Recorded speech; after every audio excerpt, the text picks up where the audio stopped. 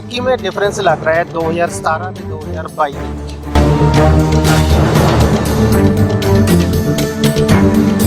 ਉਸ ਟਾਈਮ ਜੋ ਮੁੱਦੇ ਸੀਗੇ ਉਹ ਸੀਗੇ ਅਲੱਗ, ਤੇ ਇਸ ਵਾਰ 5 ਸਾਲ ਸੱਤਾ ਦੇ ਵਿੱਚ ਰਹੇ ਹੋ ਤੇ ਇਸ ਵਾਰ ਮੁੱਦੇ ਹੈ ਅਲੱਗ। ਤੁਹਾਨੂੰ ਕੀ ਲੱਗਦਾ ਹੈ ਕਿ ਇਸ ਵਾਰ ਜੋ ਇਲੈਕਸ਼ਨ ਹੈ ਪਹਿਲਾਂ ਨਾਲੋਂ ਈਜ਼ੀ ਹੋਏਗਾ ਜਾਂ ਟਫ?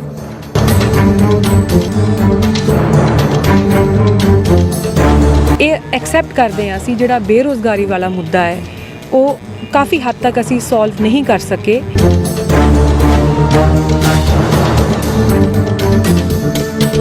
ਰੁਜ਼ਗਾਰ ਮੇਲੇ ਨੰਗਲ ਸ਼ਹਿਰ ਦੇ ਵਿੱਚ ਵੀ ਬਹੁਤ ਲੱਗੇ ਹੈ, ਕੌਂਸਟੀਚੁਐਂਸੀ 'ਚ ਵੀ ਬਹੁਤ ਲੱਗੇ ਹੈ, ਪਰ ਜੋ ਓਪੋਜੀਸ਼ਨ ਹੈ ਕਿਤੇ ਨਾ ਕਿਤੇ ਆਰੋਪ ਵੀ ਲਗਾ ਰਹੀ ਹੈ ਕਿ ਕਾਂਗਰਸ ਨੇ ਜੋ ਨੌਕਰੀਆਂ ਦਿੱਤੀਆਂ ਹੈ, ਚਾਹੇ ਵਿਧਾਨ ਸਭਾ 'ਚ ਦਿੱਤੀਆਂ ਹੈ ਜਾਂ ਕਿਤੇ ਹੋਰ ਦਿੱਤੀਆਂ, ਸਿਰਫ ਆਪਣੇ ਚਹੇਤਿਆਂ ਨੂੰ ਦਿੱਤੀਆਂ। ਕੀ ਕਹਿਣਾ ਚਾਹੁੰਦੇ?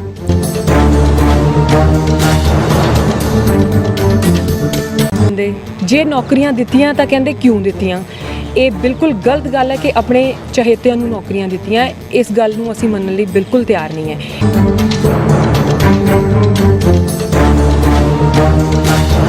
ਰਾਣਾ ਕੰਵਰਪਾਲ ਜੀ ਦੇ ਬੇਟੀ ਹੋ ਤੁਸੀਂ, ਤੇ ਕਿਤੇ ਨਾ ਕਿਤੇ ਜੋ ਵਿਰੋਧੀ ਹੈ, ਜੇ ਉਹਨਾਂ ਦੀ ਲੜਾਈ ਹੈ ਤਾਂ ਲੜਾਈ ਰਾਣਾ ਕੰਵਰਪਾਲ ਨਾਲ ਹੈ, ਵਿਚਾਰਾਂ ਦੀ ਲੜਾਈ ਹੈ, ਪਾਰਟੀ ਦੀ ਲੜਾਈ ਹੈ। ਪਰ ਕਿਤੇ ਨਾ ਕਿਤੇ ਜੋ ਵਿਰੋਧੀ ਹੈ ਤੁਹਾਨੂੰ ਵਿੱਚ ਲੈ ਲੈਂਦੇ ਨੇ, ਤੁਹਾਡੇ ਉੱਤੇ ਐਲੀਗੇਸ਼ਨ ਲਗਾਉਂਦੇ ਨੇ। ਕਿਵੇਂ ਦੇਖਦੇ ਹੋ, ਕੀ ਕਹਿਣਾ ਚਾਹੋਗੇ ਜੀ ਵਿਰੋਧੀ?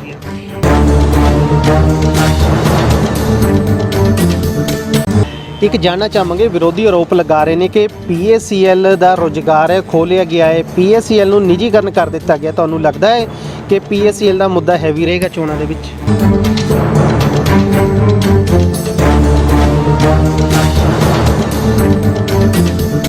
ਅਜਿਹਾ ਕੀ ਹੈ ਕਿ ਲੋਕ ਬਾਕੀ ਪਾਰਟੀਆਂ ਛੱਡ ਕੇ ਤੁਹਾਨੂੰ ਹੀ ਵੋਟ ਕਰਨਗੇ?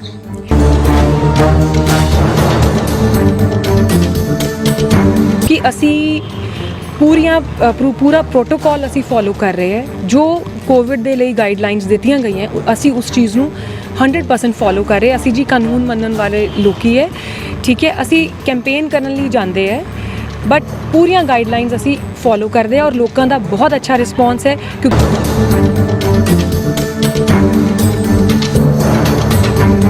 PNFC ਦੇ ਜਿਹੜੇ ਮੁਲਾਜ਼ਮ ਹੈ ਉਹ ਵਿਚਾਰੇ ਅੱਜ ਵੀ ਜਦੋਂ ਵੀ ਮੈਨੂੰ ਮਿਲਦੇ ਆ ਉਹ ਅੱਜ ਵੀ ਰੁਲ ਰਹੇ ਹੈ। ਉਹ ਇਹੀ ਕਹਿੰਦੇ ਕਿ ਕਾਸ਼ ਉਸ ਟਾਈਮ ਜਿਸ ਤਰ੍ਹਾਂ ਹੁਣ PACL ਪ੍ਰਾਈਵੇਟਾਈਜ਼ ਹੋਈ, ਕਿਸੇ ਨੇ ਖਰੀਦੀ ਹੈ, ਉਸੇ ਟਾਈਮ ਕਾਸ਼ ਕੋਈ PNFC ਖਰੀਦਣ ਵਾਲਾ ਵੀ ਹੁੰਦਾ ਤਾਂ ਅਸੀਂ ਅੱਜ ਰੁਲਦੇ ਨਾ।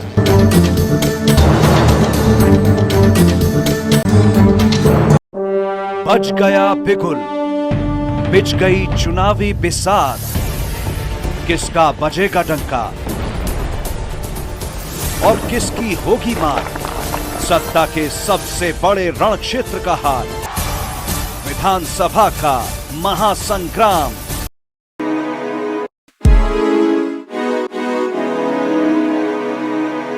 ਸਤਿ ਸ਼੍ਰੀ ਅਕਾਲ, ਵੇਖ ਰਹੇ ਹੋ ਤੁਸੀਂ ਪੰਜਾਬ TV ਤੇ ਮੈਂ ਹਰਕੇਸ਼ ਸਿੰਘ ਰਾਣਾ। ਵਿਧਾਨ ਸਭਾ 2022 ਦੀ ਚੋਣਾਂ ਦੇ ਮੱਦੇਨਜ਼ਰ ਪੰਜਾਬ TV ਪ੍ਰਾਈਮ ਹਲਕੇ ਦੇ ਵਿੱਚ ਜਾ ਰਿਹਾ ਹੈ ਤੇ ਅਲੱਗ-ਅਲੱਗ ਜੋ ਵਿਅਕਤੀ ਹੈ, ਅਲੱਗ-ਅਲੱਗ ਉਮੀਦਵਾਰ ਹੈ, ਹਰ ਇੱਕ ਵਿਅਕਤੀ ਦਾ ਵਿਊ ਲੈ ਰਿਹਾ ਕਿ ਆਖਿਰ 2022 ਦੀ ਵਿਧਾਨ ਸਭਾ ਚੋਣਾਂ ਦਾ ਵਿੱਚ ਕਿਸ ਪ੍ਰਕਾਰ ਦਾ ਉਹਨਾਂ ਨੂੰ ਨੇਤਾ ਚਾਹੀਦਾ ਤੇ ਕੀ ਉਹਨਾਂ ਦੇ ਆਸ ਹੈ ਤੇ ਆਉਣ ਵਾਲੇ ਜੋ 2022 ਦੀਆਂ ਚੋਣਾਂ ਨੇ ਉਹਨਾਂ ਦੇ ਵਿੱਚ ਕਿਹਨਾਂ ਨੂੰ ਲੈ ਕੇ ਵੋਟ ਦਿੱਤੀ ਜਾਵੇਗੀ। ਸਾਰੀ ਗੱਲਬਾਤ ਕਰਾਂਗੇ, ਪਰ ਅੱਜ ਸਾਡੇ ਨਾਲ ਮੌਜੂਦ ਨੇ ਰਾਣਾ ਕੰਵਰਪਾਲ ਜੀ ਦੇ ਬੇਟੀ ਨੇ ਸਾਡੇ ਨਾਲ ਦਿਵਿਆ ਕੰਵਰ ਜੀ, ਉਹਨਾਂ ਨਾਲ ਗੱਲਬਾਤ ਕਰਾਂਗੇ। ਮੈਡਮ, ਸਭ ਤੋਂ ਪਹਿਲਾਂ ਸਵਾਗਤ ਹੈ ਜੀ ਤੁਹਾਡਾ। Thank you very much Rakesh ਜੀ, ਤੁਹਾਡਾ ਬਹੁਤ-ਬਹੁਤ ਧੰਨਵਾਦ। ਤੁਸੀਂ ਸਾਡਾ ਚੋਣ ਮੁਹਿੰਮ ਜੋ ਵੀ ਜਿੱਥੇ ਵੀ ਕੁਝ ਵੀ ਹੁੰਦਾ ਹੈ ਤੁਸੀਂ ਉਹ ਪਬਲਿਕ ਤੱਕ ਪਹੁੰਚਾਉਂਦੇ ਹੋ, ਜਨਤਾ ਤੱਕ ਸਾਡੇ ਸੰਦੇਸ਼ ਪਹੁੰਚਾਉਂਦੇ ਹੋ। ਤੁਹਾਡਾ ਤੇ ਤੁਹਾਡੀ ਟੀਮ ਦਾ ਬਹੁਤ-ਬਹੁਤ ਧੰਨਵਾਦ। ਮੈਮ, ਸਭ ਤੋਂ ਪਹਿਲਾਂ ਜਾਣਨਾ ਚਾਹਾਂਗੇ, ਜੋ ਰਾਣਾ ਕੰਵਰਪਾਲ ਨੇ ਤੁਹਾਡੇ ਫਾਦਰ ਸਾਹਿਬ ਨੇ ਤੇ 5ਵੀਂ ਵਾਰ ਉਹਨਾਂ ਨੂੰ ਮੌਕਾ ਮਿਲਿਆ ਹੈ, ਕਾਂਗਰਸ ਪਾਰਟੀ ਨੇ ਟਿਕਟ ਦਿੱਤੀ ਆ ਉਹਨਾਂ ਨੂੰ ਤੇ ਇਸ ਵਾਰ 2022 ਦੀ ਵਿਧਾਨ ਸਭਾ ਚੋਣਾਂ ਲੜ ਰਹੇ ਨੇ ਤੇ ਤੁਸੀਂ ਵੀ ਲਗਾਤਾਰ ਉਹਨਾਂ ਦੀ ਮਦਦ ਕਰ ਰਹੇ ਹੋ। 2007 ਤੋਂ ਲਗਾਤਾਰ ਤੁਸੀਂ ਚੋਣ ਮੈਦਾਨ ਦੇ ਵਿੱਚ ਉਹਨਾਂ ਦੇ ਨਾਲ ਖੜ ਕੇ ਮਦਦ ਕਰ ਰਹੇ ਹੋ। ਕਿਵੇਂ ਡਿਫਰੈਂਸ ਲੱਗ ਰਿਹਾ ਹੈ 2017 ਤੇ 2022 ਦੇ ਵਿੱਚ? ਰਕੇਸ਼ ਜੀ, ਪਹਿਲੇ ਤਾਂ ਮੈਂ ਕਾਂਗਰਸ ਹਾਈ ਕਮਾਂਡ ਦਾ ਬਹੁਤ-ਬਹੁਤ ਧੰਨਵਾਦ ਕਰਨਾ ਚਾਹੂੰਗੀ ਕਿ ਰਾਣਾ ਕੰਵਰਪਾਲ ਸਿੰਘ ਜੀ ਨੂੰ ਉਹਨਾਂ ਨੇ 5ਵੀਂ ਵਾਰ ਹਲਕਾ ਅਨੰਦਪੁਰ ਸਾਹਿਬ ਦੇ ਨੁਮਾਇੰਦਗੀ ਕਰਨ ਲਈ ਭੇਜਿਆ ਹੈ।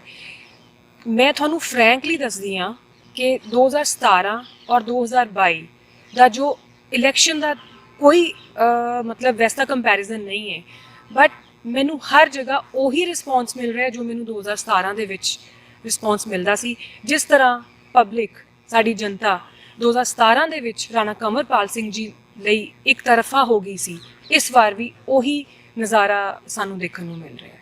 ਬਿਲਕੁਲ 2017 ਦੀ ਗੱਲ ਕਰੀਏ ਤਾਂ ਉਸ ਟਾਈਮ 10 ਸਾਲ ਹੋ ਗਏ ਸੀਗੇ ਆਪੋਜੀਸ਼ਨ ਦੇ ਵਿੱਚ ਰਹਿੰਦੇ। ਉਸ ਟਾਈਮ ਜੋ ਮੁੱਦੇ ਸੀਗੇ ਉਹ ਸੀਗੇ ਅਲੱਗ, ਤੇ ਇਸ ਵਾਰ 5 ਸਾਲ ਸੱਤਾ ਦੇ ਵਿੱਚ ਰਹੇ ਹੋ ਤੇ ਇਸ ਵਾਰ ਮੁੱਦੇ ਹੈ ਅਲੱਗ। ਤੁਹਾਨੂੰ ਕੀ ਲੱਗਦਾ ਹੈ ਕਿ ਇਸ ਵਾਰ ਜੋ ਇਲੈਕਸ਼ਨ ਹੈ ਪਹਿਲਾਂ ਨਾਲੋਂ ਈਜ਼ੀ ਹੋਏਗਾ ਜਾਂ ਟਫ ਹੋਏਗਾ? ਦੇਖੋ, ਇਲੈਕਸ਼ਨ ਇਜ਼ ਇਲੈਕਸ਼ਨ, ਟਫ ਜਾਂ ਈਜ਼ੀ ਦਾ ਤਾਂ ਕੋਈ ਸਵਾਲ ਹੀ ਨਹੀਂ ਹੈ। ਮੁੱਦਾ ਸਿਰਫ ਇਹ ਹੈ ਕਿ ਅਸੀਂ ਉਸ ਟਾਈਮ ਵੀ ਜਨਤਾ ਦੇ ਵਿੱਚ ਗਏ ਸੀ।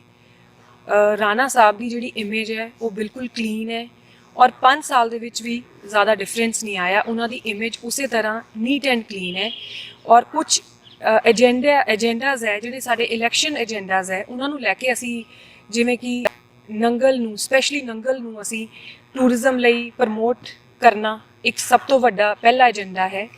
ਔਰ ਸਾਡੀ ਸਰਕਾਰ ਨੇ, ਪੰਜਾਬ ਸਰਕਾਰ ਨੇ ਬਹੁਤ ਸਾਰੇ ਕੰਮ ਕੀਤੇ, ਬਟ ਜਿਹੜੀ ਇਹ ਐਕਸੈਪਟ ਕਰਦੇ ਹਾਂ ਅਸੀਂ, ਜਿਹੜਾ ਬੇਰੁਜ਼ਗਾਰੀ ਵਾਲਾ ਮੁੱਦਾ ਹੈ ਉਹ ਕਾਫੀ ਹੱਦ ਤੱਕ ਅਸੀਂ ਸੋਲਵ ਨਹੀਂ ਕਰ ਸਕੇ। ਬਹੁਤ ਹੱਦ ਤੱਕ ਸੋਲਵ ਕੀਤਾ ਹੈ ਪਰ ਕਾਫੀ ਹੱਦ ਤੱਕ ਅਸੀਂ ਸੋਲਵ ਨਹੀਂ ਕਰ ਸਕੇ।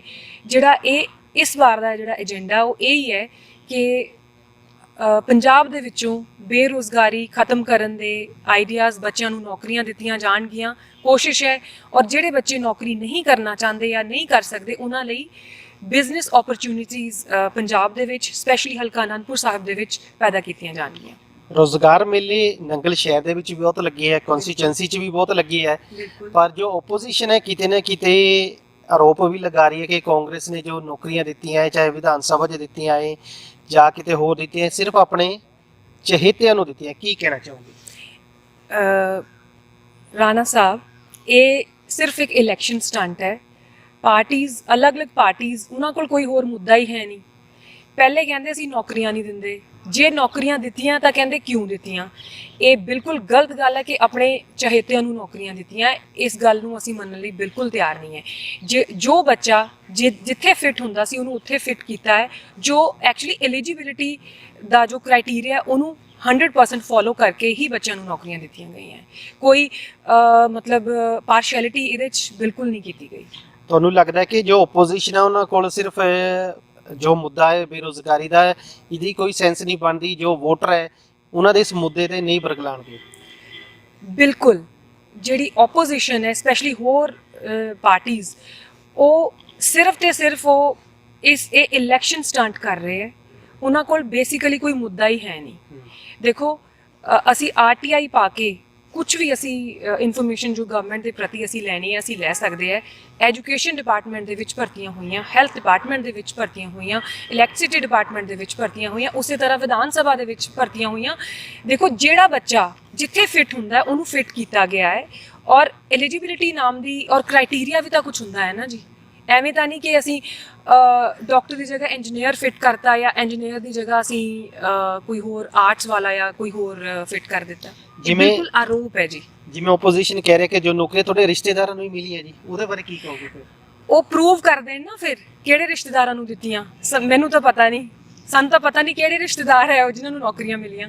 ਬਿਲਕੁਲ, ਜੇ ਅਸੀਂ ਗੱਲ ਕਰੀਏ ਤਾਂ ਜੋ ਨੰਗਲ ਸ਼ਹਿਰ ਇੱਕ ਲੀਜ਼ ਦਾ ਮੁੱਦਾ ਦਾ ਨੰਗਲ ਸ਼ਹਿਰ ਦਾ ਕਾਫੀ ਲੰਬੇ ਸਮੇਂ ਤੋਂ ਜੋ ਗਰਮਾ ਰਿਹਾ ਹੈ ਜੀ। ਜੇ 2022 ਦੇ ਵਿੱਚ ਸਰਕਾਰ ਬਣਦੀ ਹੈ ਤਾਂ ਕਿਸ ਪ੍ਰਕਾਰ ਉਸ ਮੁੱਦੇ ਉੱਤੇ ਗੌਰ ਫਰਮਾਇਆ ਜਾਏਗਾ? ਇਹ ਬਿਲਕੁਲ ਰਾਣਾ ਕੰਵਰਪਾਲ ਸਿੰਘ ਜੀ ਦੀ ਕਮਿਟਮੈਂਟ ਹੈ ਹਲਕਾ ਅਨੰਦਪੁਰ ਸਾਹਿਬ ਦੇ ਨਾਲ, ਸਪੈਸ਼ਲੀ ਨੰਗਲ ਦੇ ਲੋਕਾਂ ਨਾਲ, ਜਿਨ੍ਹਾਂ ਨੂੰ ਵੀ ਲੀਜ਼ ਦੇ ਮਸਲੇ ਦੇ ਜਿਹੜੇ ਵੀ ਮਤਲਬ ਵਿਕਟਿਮਸ ਹੈਗੇ ਹੈ ਉਹਨਾਂ ਨੂੰ ਇਹ ਸੋਲਵ ਕਰਨ ਦੀ ਕੋਸ਼ਿਸ਼ ਕੀਤੀ ਜਾਏਗੀ। ਪਹਿਲੇ ਵੀ ਬਹੁਤ ਉਹਨਾਂ ਨੇ ਕੋਸ਼ਿਸ਼ ਕੀਤੀ, ਪਰ ਜਿਵੇਂ ਕਿ ਸੈਂਟਰ ਦੇ ਵਿੱਚ ਦੂਜੀ ਸਰਕਾਰ ਸੀ, BJP ਸਰਕਾਰ ਸੀ, ਕਈ ਵਾਰੀ ਉੱਥੇ ਲੈ ਕੇ ਗਏ ਹੈ ਸਪੀਕਰ ਸਾਹਿਬ ਇਸ ਮੁੱਦੇ ਨੂੰ, ਬਟ ਉਹ ਉੱਥੇ ਕਿਉਂਕਿ ਦੂਜੀ ਸਰਕਾਰ ਸੀ ਉੱਥੇ ਇੰਨੀ ਸੁਣਵਾਈ ਨਹੀਂ ਹੋਈ। ਬਟ ਹੁਣ ਕੋਸ਼ਿਸ਼ ਦੁਬਾਰਾ ਤੋਂ ਕਰਾਂਗੇ ਕਿ ਇਹ ਮੁੱਦਾ ਸੋਲਵ ਕੀਤਾ ਜਾਏ। ਬਿਲਕੁਲ, ਰਾਣਾ ਕੰਵਰਪਾਲ ਜੀ ਦੇ ਬੇਟੀ ਹੋ ਤੁਸੀਂ, ਤੇ ਕਿਤੇ ਨਾ ਕਿਤੇ ਜੋ ਵਿਰੋਧੀ ਹੈ, ਜੇ ਉਹਨਾਂ ਦੀ ਲੜਾਈ ਹੈ ਤਾਂ ਲੜਾਈ ਰਾਣਾ ਕੰਵਰਪਾਲ ਨਾਲ ਹੈ, ਵਿਚਾਰਾਂ ਦੀ ਲੜਾਈ ਹੈ, ਪਾਰਟੀ ਦੀ ਲੜਾਈ ਹੈ। ਪਰ ਕਿਤੇ ਨਾ ਕਿਤੇ ਜੋ ਵਿਰੋਧੀ ਹੈ ਤੁਹਾਨੂੰ ਵਿੱਚ ਲੈ ਲੈਂਦੇ ਨੇ, ਤੁਹਾਡੇ ਉੱਤੇ ਐਲੀਗੇਸ਼ਨ ਲਗਾਉਂਦੇ ਨੇ। ਕਿਵੇਂ ਦੇਖਦੇ ਹੋ, ਕੀ ਕਹਿਣਾ ਚਾਹੋਗੇ ਜੀ ਵਿਰੋਧੀਆਂ ਨੂੰ? ਦੇਖੋ, ਮੈਂ ਕਿਸੇ ਨੂੰ ਕੁਝ ਵੀ ਕਹਿਣਾ ਨਹੀਂ ਚਾਹੂੰਗੀ। ਇਹ ਇੰਡੀਆ ਇੱਕ ਡੈਮੋਕ੍ਰੈਟਿਕ ਕੰਟਰੀ ਹੈ, ਕੋਈ ਵੀ ਕੁਝ ਵੀ ਬੋਲ ਸਕਦਾ ਹੈ, ਠੀਕ ਹੈ। ਇਹ ਉਹਨਾਂ ਦੀ ਸੋਚ ਹੈ, ਉਹ ਕੀ ਬੋਲ ਰਹੇ ਹੈ, ਕਿਹਦੇ ਬਾਰੇ ਕੀ ਬੋਲ ਰਹੇ ਹੈ। ਮੇਰੀ ਇਹ ਤਹਿਜ਼ੀਬ ਨਹੀਂ, ਮੇਰੀ ਇਹ ਸੰਸਕ੍ਰਿਤੀ ਨਹੀਂ, ਮੈਂ ਕਿਸੇ ਨੂੰ ਅਪਸ਼ਬਦ ਬੋਲਾਂ। ਇੱਕ ਜਾਣਨਾ ਚਾਹਾਂਗੇ, ਵਿਰੋਧੀ ਆਰੋਪ ਲਗਾ ਰਹੇ ਨੇ ਕਿ PACL ਦਾ ਰੋਜ਼ਗਾਰ ਹੈ ਖੋਲਿਆ ਗਿਆ ਹੈ, PACL ਨੂੰ ਨਿੱਜੀਕਰਨ ਕਰ ਦਿੱਤਾ ਗਿਆ। ਤੁਹਾਨੂੰ ਲੱਗਦਾ ਹੈ ਕਿ PACL ਦਾ ਮੁੱਦਾ ਹੈਵੀ ਰਹੇਗਾ ਚੋਣਾਂ ਦੇ ਵਿੱਚ?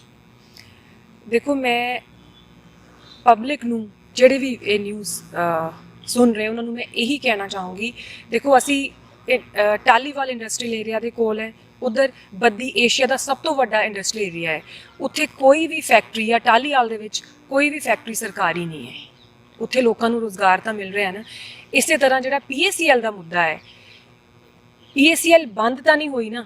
ਉਹ PNFC ਦੇ ਜਿਹੜੇ ਮੁਲਾਜ਼ਮ ਹੈ, ਉਹ ਵਿਚਾਰੇ ਅੱਜ ਵੀ ਜਦੋਂ ਵੀ ਮੈਨੂੰ ਮਿਲਦੇ ਆ, ਉਹ ਅੱਜ ਵੀ ਰੁਲ ਰਹੇ ਹੈ। ਉਹ ਇਹੀ ਕਹਿੰਦੇ ਕਿ ਕਾਸ਼ ਉਸ ਟਾਈਮ ਜਿਸ ਤਰ੍ਹਾਂ ਹੁਣ PACL ਪ੍ਰਾਈਵੇਟਾਈਜ਼ ਹੋਈ, ਕਿਸੇ ਨੇ ਖਰੀਦੀ ਹੈ, ਉਸੇ ਟਾਈਮ ਕਾਸ਼ ਕੋਈ PNFC ਖਰੀਦਣ ਵਾਲਾ ਵੀ ਹੁੰਦਾ ਤਾਂ ਅਸੀਂ ਅੱਜ ਰੁਲਦੇ ਨਾ।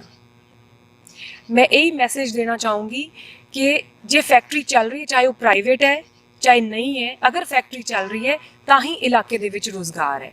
ਤਾਂ ਇਸ ਕਰਕੇ ਜਿਹੜੇ ਦੂਜੀ ਪਾਰਟੀਆਂ ਵਾਲੇ ਗਲਤ ਇਨਫੋਰਮੇਸ਼ਨ ਦੇ ਕੇ ਇਹ ਗਲਤ ਅਫਵਾਹਾਂ ਫੈਲਾ ਰਹੇ ਨੇ, ਉਹਨਾਂ ਦੀਆਂ ਗੱਲਾਂ 'ਚ ਸਾਨੂੰ ਨਹੀਂ ਆਉਣਾ ਚਾਹੀਦਾ। ਸਾਨੂੰ ਸੋਚ ਸਮਝ ਕੇ ਆਪਣੀ ਵੋਟ ਦਾ ਬਿਲਕੁਲ ਠੀਕ ਇਸਤੇਮਾਲ ਕਰਨਾ ਚਾਹੀਦਾ ਔਰ ਦੇਖੇ ਔਰ ਪਰਖੇ ਹੋਏ ਇਨਸਾਨ ਨੂੰ ਹੀ ਸਾਨੂੰ ਨਾ ਦੇਣਾ ਚਾਹੀਦਾ। PACL ਪ੍ਰਾਈਵੇਟ ਜ਼ਰੂਰ ਹੋਈ ਹੈ ਪਰ ਬੰਦ ਨਹੀਂ ਹੋਈ। ਬਿਲਕੁਲ, ਕਰੋਨਾ ਗਾਈਡਲਾਈਨਸ ਦੇ ਮੁਤਾਬਕ ਇਲੈਕਸ਼ਨ ਕਮਿਸ਼ਨ ਨੇ ਕਾਫੀ ਹਦਾਇਤਾਂ ਵੀ ਦਿੱਤੀਆਂ ਹੋਈਆਂ ਨੇ ਤੇ ਡੋਰ ਟੂ ਡੋਰ ਜਾ ਕੇ ਕੰਪੇਨ ਕਰ ਸਕਦੇ ਹੋ। ਤੁਸੀਂ ਜਾ ਰਹੇ ਹੋ ਡੋਰ ਟੂ ਡੋਰ, ਕਿਸ ਪ੍ਰਕਾਰ ਰਿਸਪੌਂਸ ਤੁਹਾਨੂੰ ਮਿਲ ਰਿਹਾ ਹੈ?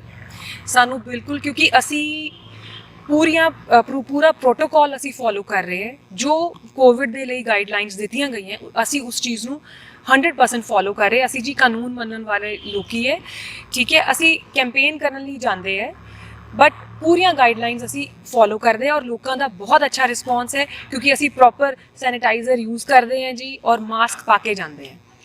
ਚੱਲਦੇ ਲਾਸਟ ਕੁਐਸਚਨ, ਇਸ ਵਾਰ ਕਿਸ ਪਾਰਟੀ ਨਾਲ ਮੁਕਾਬਲਾ ਦੇਖਦੇ ਹੋ ਤੁਸੀਂ? ਫ੍ਰੈਂਕਲੀ ਸੱਚ ਦੱਸਾਂ, ਬਿਲਕੁਲ ਸੱਚ ਹੀ ਜਾਣਾ, ਕਿਸੇ ਪਾਰਟੀ ਨਾਲ ਕੋਈ ਮੁਕਾਬਲਾ ਨਹੀਂ ਹੈ। Rana Kanwarpal Singh is winner. ਅਜਿਹਾ ਕੀ ਹੈ ਕਿ ਲੋਕ ਬਾਕੀ ਪਾਰਟੀਆਂ ਛੱਡ ਕੇ ਤੁਹਾਨੂੰ ਹੀ ਵੋਟ ਕਰਨ? ਫਿਰ ਇਹ ਬਿਲਕੁਲ ਇਸ ਹਲਕੇ ਲਈ ਬਹੁਤ ਕੁਝ ਕੀਤਾ ਰਾਣਾ ਕੰਵਰਪਾਲ ਸਿੰਘ ਜੀ ਨੇ ਔਰ ਬਹੁਤ ਕੁਝ ਹੋ ਰਿਹਾ ਹੈ। ਤੇ ਔਰ ਜੋ ਉਹਨਾਂ ਦਾ ਚੈਰਿਜ਼ਮਾ ਹੈ ਉਹ ਬਿਲਕੁਲ ਅਟਰੈਕਟ ਕਰਦਾ ਹੈ ਜੀ ਸਾਰਿਆਂ ਨੂੰ। ਔਰ ਉਸ ਤੋਂ ਇਲਾਵਾ ਜੋ ਉਹਨਾਂ ਨੇ ਕੰਮ ਕੀਤੇ ਔਰ ਕਰਵਾਏ, ਔਰ ਸਭ ਤੋਂ ਵੱਡੀ ਗੱਲ, ਹਰ ਇੱਕ ਵੋਟਰ ਦੇ ਨਾਲ ਉਹਨਾਂ ਦਾ ਪਰਸਨਲ ਰਿਲੇਸ਼ਨਸ਼ਿਪ ਹੈ, ਨਿੱਜੀ ਰਿਸ਼ਤਾ ਹੈ। ਉਹ ਹਰ ਇੱਕ ਵੋਟਰ ਨੂੰ ਪੂਰੇ ਹਲਕੇ ਦੇ ਵਿੱਚ, ਮਤਲਬ ਕਈ ਵਾਰ ਮੈਂ ਵੀ ਹੈਰਾਨ ਹੋ ਜਾਂਦੀ ਹਾਂ, ਬਾਏ ਨੇਮ ਉਹ ਹਰ ਕਿਸੇ ਨੂੰ ਜਾਣਦੇ ਹੈ ਔਰ ਆਪਣੇ ਬੱਚਿਆਂ ਤੋਂ ਵੀ ਜ਼ਿਆਦਾ ਇਸ ਹਲਕੇ ਨੂੰ ਪਿਆਰ ਕਰਦੇ ਹੈ। ਜੀ ਬਿਲਕੁਲ, ਇਹ ਸੀ ਕਿ ਸਾਡੇ ਨਾਲ ਮੈਡਮ ਦਿਵਿਆ ਕੰਵਰ, ਜਿਵੇਂ ਕਿ ਇਹਨਾਂ ਨਾਲ ਗੱਲਬਾਤ ਕੀਤੀ ਕਿ ਆਖਿਰ 2022 ਦੀ ਵਿਧਾਨ ਸਭਾ ਚੋਣਾਂ ਦੇ ਚੱਲਦੇ ਹੋਏ ਕਿਸ ਪ੍ਰਕਾਰ ਕੰਪੇਨ ਚੱਲ ਰਹੀ ਹੈ, ਕਿਹੜੇ ਮੁੱਦੇ ਹੈਵੀ ਰਹਿਣਗੇ ਜਾਂ ਕਿਹੜੇ ਮੁੱਦਿਆਂ ਨੂੰ ਲੈ ਕੇ ਇਸ ਵਾਰ ਚੋਣ ਲੜਿਆ ਜਾਏਗਾ ਤੇ ਇਹਨਾਂ ਦੀ ਕੀ ਸੋਚ ਹੈ, ਸਾਰੀ ਅਸੀਂ ਆਪਣੇ ਦਰਸ਼ਕਾਂ ਨਾਲ ਸ਼ੇਅਰ ਕੀਤੀ। ਇਸੇ ਤਰ੍ਹਾਂ ਅਲੱਗ-ਅਲੱਗ ਉਮੀਦਵਾਰ, ਅਲੱਗ-ਅਲੱਗ ਲੋਕਾਂ ਨਾਲ ਗੱਲਬਾਤ ਕਰਦੇ ਰਹਾਂਗੇ। ਫਿਲਹਾਲ ਮੇਰੇ ਸਾਥੀ ਅਵਿਨਾਸ਼ ਦੇ ਨਾਲ ਰਕੇਸ਼ ਰਾਣਾ ਨੂੰ ਦਿਓ ਇਜਾਜ਼ਤ। ਧੰਨਵਾਦ।